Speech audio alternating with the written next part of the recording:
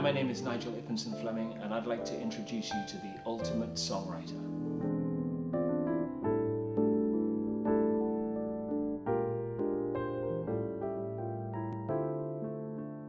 I started playing the piano when I was 3 years old. I was very blessed that my grandfather, he came to England in 1952, and when he came to England he bought a house here, but the house happened to have a piano in it. My early attempts at the piano were very frustrating. I was one of those kids that really wanted to get it right the first time, and the way that I started practicing really was using my ear. I'd listen to television adverts and then I'd go back and try and imitate it on the piano. And my grandfather had a fascination with jazz, and he introduced me to Oscar Peterson. As a result of that introduction, I started to become very intense about the way that I wanted to learn the instrument, and then I started more interpreting the way how I heard music in my own style as a result of the information that jazz gave me. As time went on, I kind of thought to myself, I'm not really going to make a career for myself necessarily in jazz, so I started listening to pop music a lot more. I became fascinated with Top of the Pops, which was our chart show at the time, and I'd look at the guys that were on the show then, and I'd want to have the equipment that they had. There was a keyboard called the DX7, which I think that was my first attempts at visualization. I'd cut out the image of that and have it on my wall, and I'd aspire to kind of being on that show and doing the things that those guys did. My inspirations were also, artists like Michael Jackson and his keyboard player, Greg Phillinganes, Michael Bearden, Betty Sussman. These are all keyboard players that I looked up to at the time and really aspired to kind of mirror the lifestyles that they had in being a touring musician. In 1991, I got asked to join a band called Orchestral Manoeuvres in the Dark, and that really started my serious journey down the road of being a professional musician. And it was a really excellent experience, but there was always something more that I was looking for out of my music career.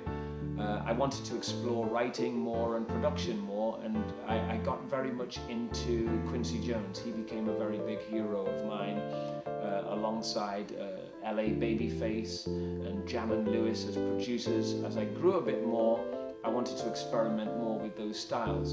Along the way, I was introduced to Errol Brown. I happened to tour with him very briefly, and when I toured with him, he was the first person that said to me, Nigel, if you really want to go far in music, one of the things that you should consider doing is songwriting.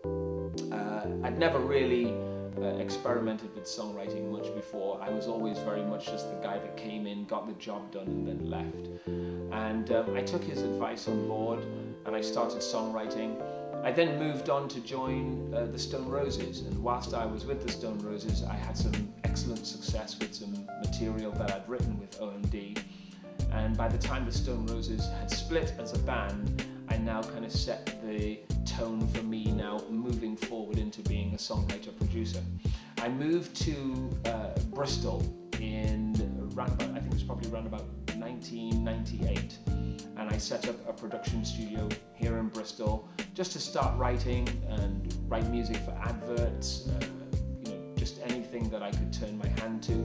I was very successful with an album with Ian Brown, who was the lead singer of the Stone Roses, and I went on to have a couple of records with him that did really well. And then from there, I kind of settled into an understanding that the internet was the way to distribute music. Albums were no longer being the things that were being kind of sold. It was more about downloads and how to spread your music to a wider audience. And as a result of that, I moved into doing workshops. I established a very successful online music distribution network called GarageGospel.com. We did a lot of workshops in schools. And now my focus really, as far as music is concerned, is about empowering other people, giving them the tools that they need, be it through tuition or through downloading music, or giving them guides to the way that they can express themselves more in music, as the internet has taken us into a different age.